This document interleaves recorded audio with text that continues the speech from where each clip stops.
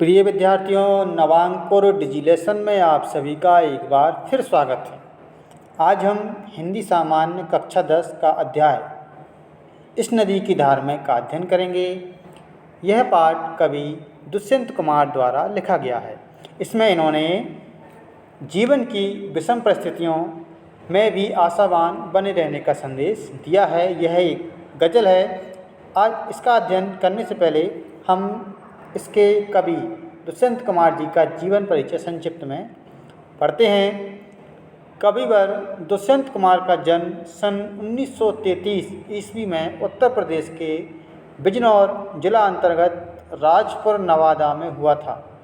अपनी आरंभिक शिक्षा स्थानीय विद्यालय से समाप्त कर आपने अपनी उच्च शिक्षा केवल पर जीविका के लिए सरकारी नौकरी कर ली। इसके लिए आपने मध्य प्रदेश की राजधानी भोपाल में भाषा विभाग में सहायक संचालक के पद पर कार्य किया। इस पद पर कार्य करते समय आपका निधन बड़ी ही छोटी आयु में 30 सितंबर 1976 को हो गया।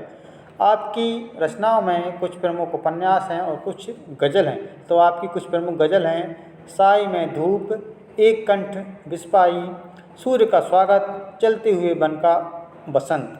और आपके कुछ उपन्यास हैं: छोटे छोटे सवाल, आंगन में एक वृक्ष। ये आपके कुछ उपन्यास हैं।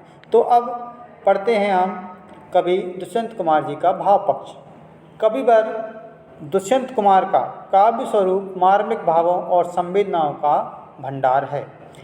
उससे देश प्रेम का जहाँ विशाल चित्र फैला हुआ दिखाई देता है, वहीं दूसरी ओर जीवन की कटु सच्चाई के साथ जीवन की अपेक्षाओं के भी रूप प्रतिरूप उभरते हुए दिखाई देते हैं। तो दुष्यंत कुमार जी के काव्य में एक और देश प्रेम की भावना है, वहीं जीवन की विषम परिस्थितियों से लड़ने के लिए आशा का संदेश भी इनकी कविताओं में है। सामाजिक कुरीतियों और विसंगतियों के भरपूर चित्र खींचने में कविवर दुष्यंत कुमार पूरी तरह समर्थ दिखाई देते हैं। इन्होंने समाज में व्याप्त कुरीतियों पर भी अनेक रचनाएं लिखी हैं। अब पढ़ते हैं इनका कला पक्ष।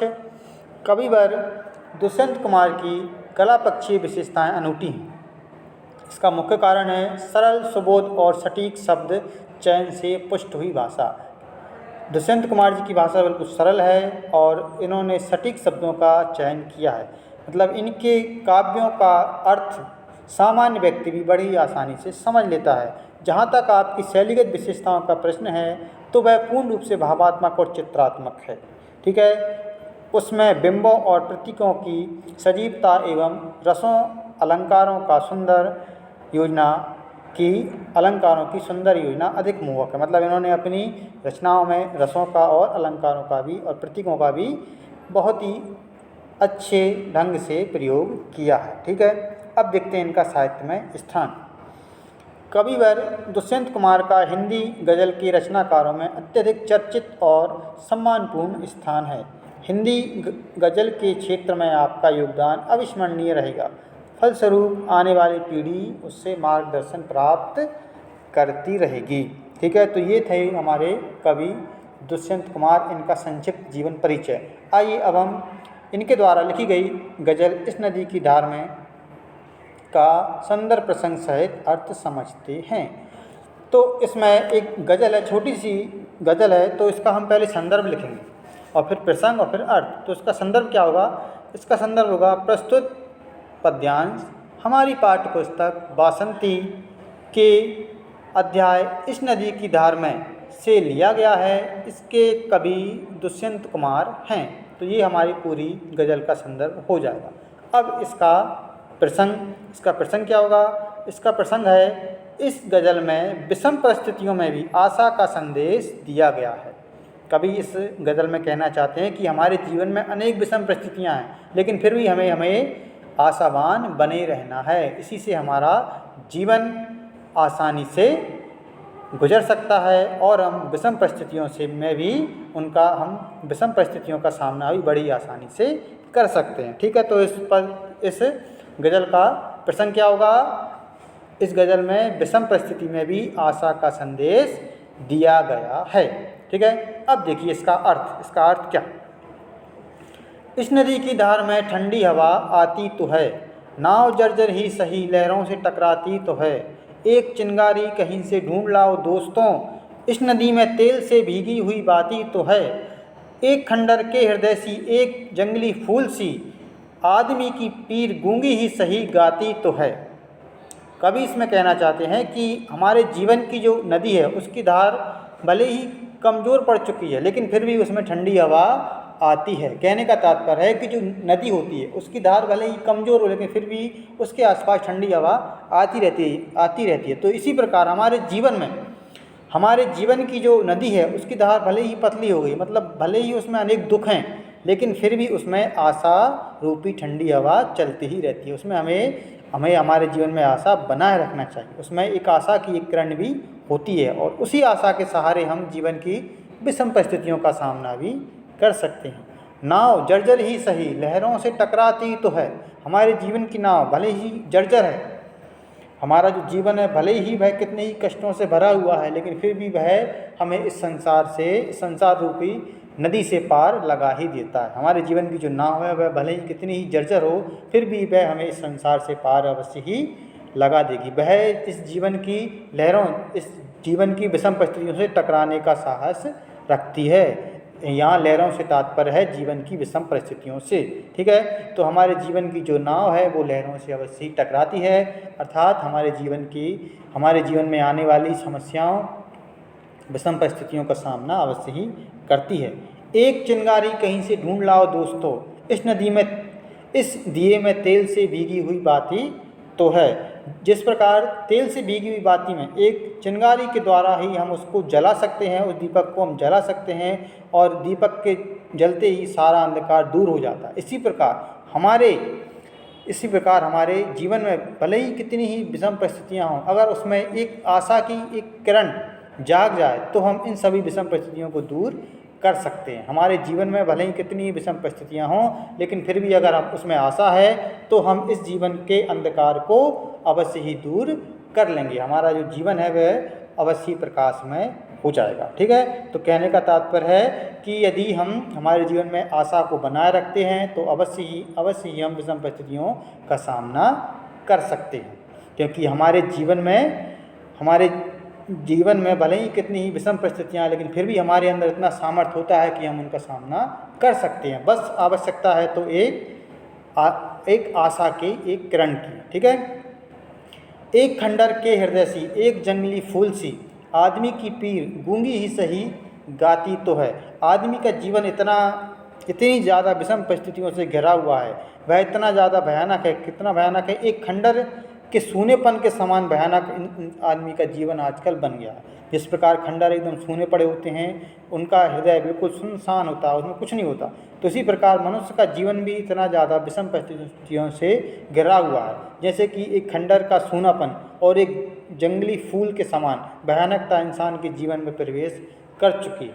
इतनी ज़्यादा भयानक होने के बाद भी आदमी की पीर भले ही गूंगी अर्थात मौन रहे, मतलब यदि आदमी किसी से अपने दुखों के बारे में ना कहे, फिर भी उसके दुखों के बारे में सभी को जानकारी लगी जाती है। आदमी की पीर गूंगी ही सही गाती तो है, मतलब आदमी यदि अपने दुखों के बारे में किसी से ना कहे, वह मौन रहे, तो भी सभी लोगों को उसके दुखों की जानकारी मिल ही जाती है। ठीक है, तो ये इस पूरे पद का अर्थ हमारा हो गया।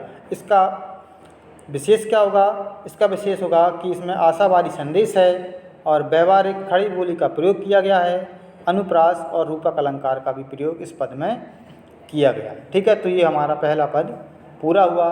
वास्तव में ये पूरी गज़ल एक ही पद के रूप में है। इसका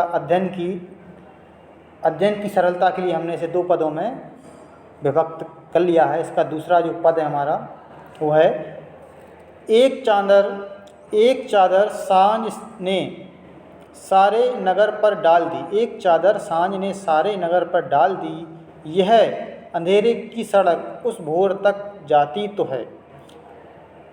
कवि कहना चाहते हैं कि इस संसार में इतने ज़्यादा दुख हैं कि मनुष्य का जीवन पूर्ण रूप से अंधकार में हो गया है, उसके जीवन में अंधेरा ही अंधेरा छा गया है। लेकिन अच्छी बात यह है कि यह अंधेरे की सड़क भी उसे भोर तक ले जाएगी, मतलब उजाले की ओर लेकर जाती है, क्योंकि जब भी रात होती है तो रात के बाद दिन अवश्य ही होता है। तो कितना ही अंधेरा हो, यह जो अंधेरे की सड़क है यह भी हमें भोर तक ले जाती है, उजाले तक ले जाने का काम करती है। भले ही हमारे जीवन में कितना ही अंधेरा हो, कितनी ही विषम परिस्थितियाँ हों, फिर भी इन परिस्थितियों के बाद अच्छा समय अवश्य ही आने वाला है, क्योंकि विषम परिस्थितियों के बाद सुगम परिस्थितियाँ, अच्छी परिस्थितियाँ भी अवश्य ही आती हैं। तो यह जो अंधेरे की सड़क है वह भी भोर तक जाती है, वह भी हमें उजाले की ओर ले जाती है। इसलिए हमें इन परिस्थितियों से बिल्कुल भी परेशान नहीं होना चाहिए, बल्कि अपने जीवन में आशा बनाए रखनी चाहिए और आगे बढ़ते रहना चाहिए, क्योंकि यह अंधेरे की सड़क भी हमें भोर तक अवश्य लेकर जाएगी। निर्वचन मैदान में लेटी हुई है जो नदी, पत्थरों से ओट में जा जाके बतियाती तो है। निर्वचन का मतलब होता है मौन, मतलब शांत। शांत मैदान में ये जो नदी बह रही है, मतलब जो हमारा जीवन बिल्कुल शांति के साथ चल रहा है, अर्थात हम अपने दुखों को यदि किसी से नहीं कहते, किसी को नहीं बताते हैं तो भी इन दुखों के बारे में सभी को पता चल ही जाता है। जिस प्रकार नदी शांत से बहती है, बिल्कुल चुपचाप नदी बहती है, लेकिन फिर भी जब भी वह पत्थरों से टकराती है तो उसमें कल कल की आवाज़ आने ही लगती है। इसी प्रकार जब हमारा जीवन विषम परिस्थितियों से टकराता है तो भले ही हम किसी से ना कहें, लेकिन समाज को उसके बारे में जानकारी लगी जाती, सबको पता चल ही जाता है कि हम हमारे जीवन में कितना संघर्ष कर रहे हैं। दुख नहीं कोई कि अब उपलब्धियों के नाम पर, और कुछ हो या ना हो आकाश सी छाती तो है। यहाँ कवि कहना चाह रहे हैं कि हमें इस बात का कोई दुख नहीं है कि हमने हमारे जीवन में कोई विशेष उपलब्धि, कोई बड़ा कार्य नहीं किया, हमने कोई विशेष उपलब्धि प्राप्त नहीं की, इस बात का हमें कोई भी दुख नहीं है। क्यों? क्योंकि हमने इस जीवन में इतने सारे दुखों को सहन किया है कि हमारी जो छाती है वो आकाश के समान विशाल हो गई। अर्थात इस बात का हमें गौरव है, हमें इस बात पर गर्व है कि हमारी छाती आकाश के समान विशाल है और इतने सारे दुखों को सहन करने वाली है। तो इस विषम परिस्थितियों से भरे हुए जीवन को जीना ही अपने आप में एक बहुत बड़ी उपलब्धि है, और हमें इस बात का गर्व है कि हमारे पास हमने ऐसा जीवन जिया है और हमारे पास आसमान के समान इतनी विशाल छाती है जो इस संसार के समस्त कष्टों को सहन कर सकती। ठीक है, तो ये इस पूरी गज़ल का अर्थ हो गया। एक बार और हम इस दूसरे पद का अर्थ देखते हैं।